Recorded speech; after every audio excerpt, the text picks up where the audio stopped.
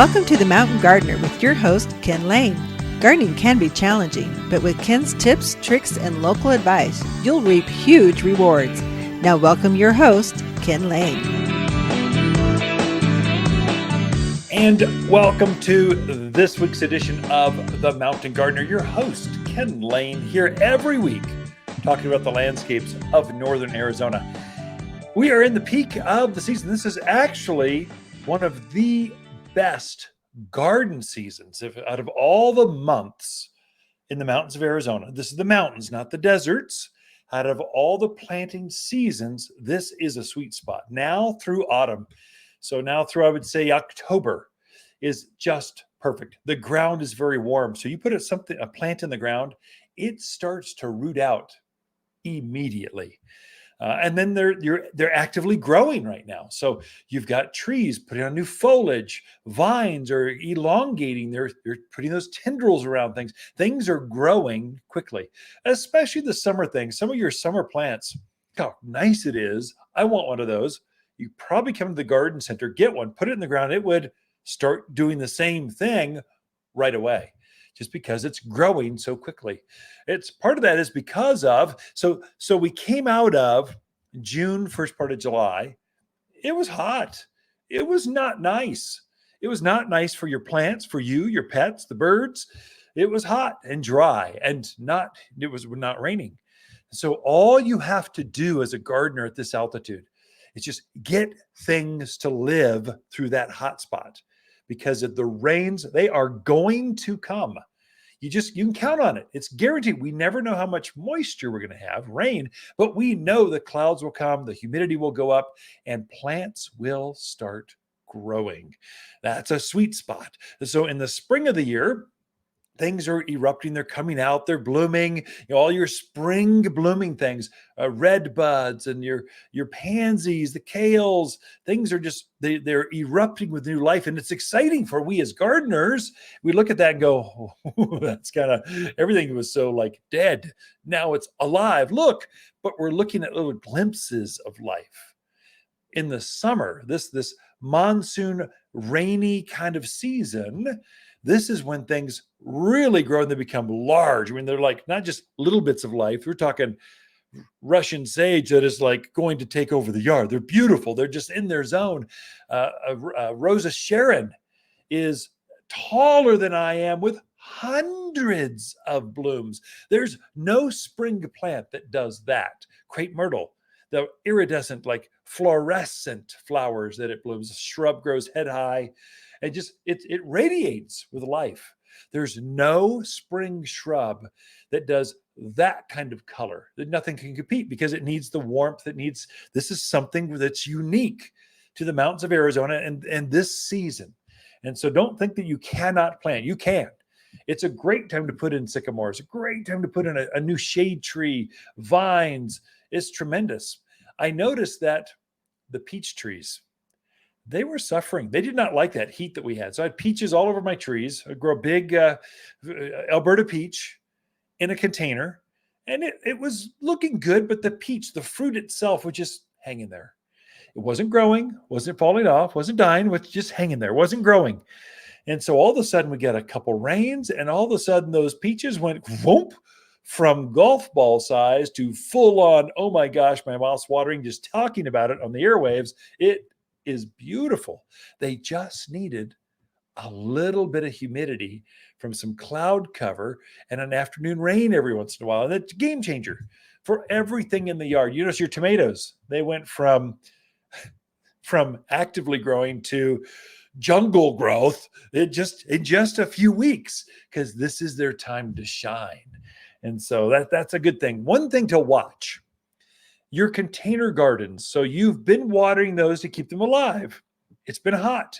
You had to up it. I was watering every day. On weekends when I had time off, I would give it a hand watering in addition to the drip irrigation that it had. And so they were doing them pretty good. Now they look fantastic. What I'm finding, I had 2 of my containers, large pots that filled with water. And here's something to watch. It's unique to this time of year now through autumn, through I'd say October. You want to be careful of your container gardens, especially things that have bigger plants. So roses, grasses. This one happened to be a juniper was in there. I've got this vase-shaped glazed oxblood red with this blue juniper. It's magnificent, it's beautiful. But it had filled with water. What had happened is I'd been watering so much, the roots were hot. They were traveling, they were following the water out of the hole in the bottom of the pot. And the roots had clogged the bottom drain hole of that container. So big plants can do this. I just tipped it over and rammed a screwdriver through it. That solved all the problems, but just be aware, watch that.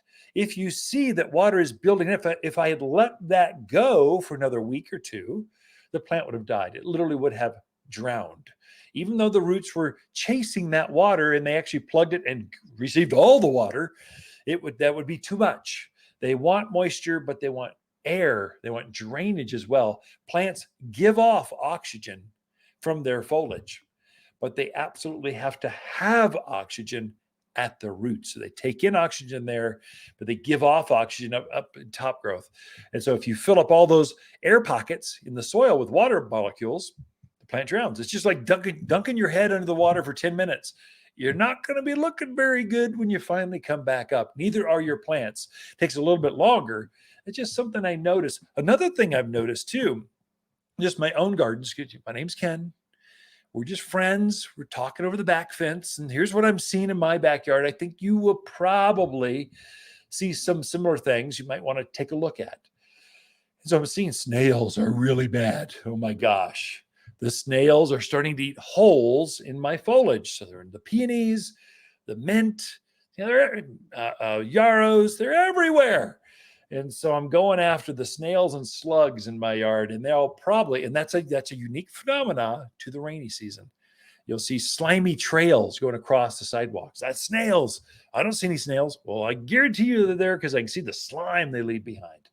They're hiding out underneath dark places during the day because they're bird bait. They don't want to be eaten. So they hide out, but they come out at night. And so there's some insider tip on snail bait. So the easiest way to kill a snail is there's some bait, some pellets you throw out there. They come out, they're attracted to it, they eat it, and they die. They're not salt-based. It's actually a poison that's unique to mainly iron. It's really iron or type of poisons. So a little bit's good for you, but a lot, it kills you. So that's what that is. Be very careful. If you're using snail bait, you want to verify what you're putting out there, especially if you've got pets, cats, dogs. I mean, just birds. You like birds. Now be really careful because some of the baits that kill snails and slugs are just deadly. If you got a new puppy out there, puppies, they'll eat everything. They want to taste, try. They just want to mouth everything, including poisonous types of snail baits.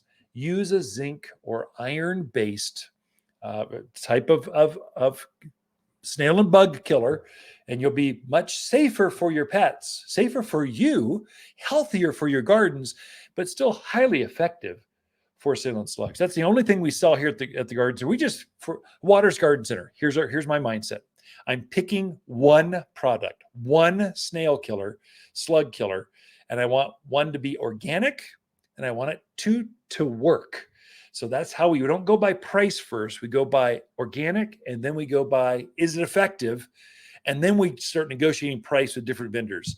So sometimes garden centers get that opposite. They're shopping price and you get the poison things, which are cheaper. Pay the extra 80 cents. Be safer for you, your pets, the birds. It's just better. So you'll see that over and over again. So it's just be aware. I'm seeing other types of bugs coming out right now. So you don't let them get ahead of you or they'll start doing damage. We have a lot in store for you this show. Got Lisa Waters coming in right after this, but let's take a break right after. You've been listening to The Mountain Gardener with Ken Lane, owner of Waters Garden Center in Prescott. Join him every week for timely garden advice right for the gardens. Visit Ken where he can be found throughout the week at Waters Garden Center in Prescott.